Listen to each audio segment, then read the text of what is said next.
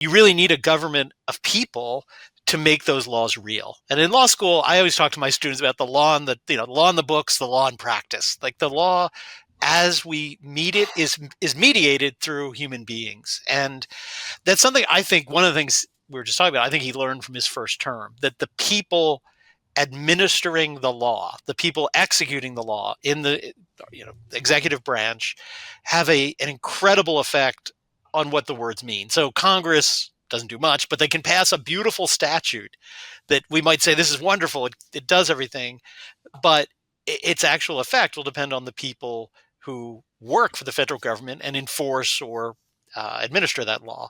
So he really seems to be focused on cleaning that up with a lot of different measures. And I like to start with one.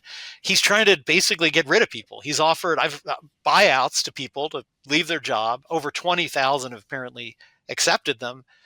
Do you think a mere drop in the bucket? I mean, a mere drop in the bucket next to millions, but still, what do you think about his efforts to fundamentally change who works for the executive branch and deal with entrenched conflicted interests there? Well, this reminds me of the conundrum that's as old as Plato and Socrates. You need good men to make a good state, and you need a good state to make good men. Yeah. So how do you break the vicious cycle we've been in of bad people creating a bad state? Well, I guess you have to start with the people, and that's what he's doing.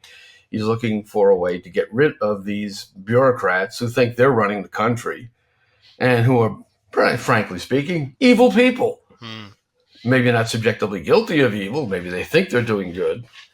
But what their policies are evil, their behavior is evil, and the result has been 4 years of absolute insanity. So his strategy is replace these dangerous characters with like-minded people.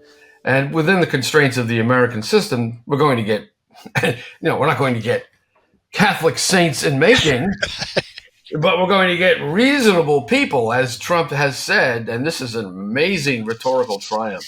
We are the party of common sense. So now he has appropriated common sense, which leads the Democrats to argue against common sense.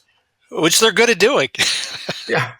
So he wants people who are commonsensical. Again, within the constraints of the American way, which allows for all kinds of things that are actually abominable. But this is always, as always, is a question of the mitigation of harms.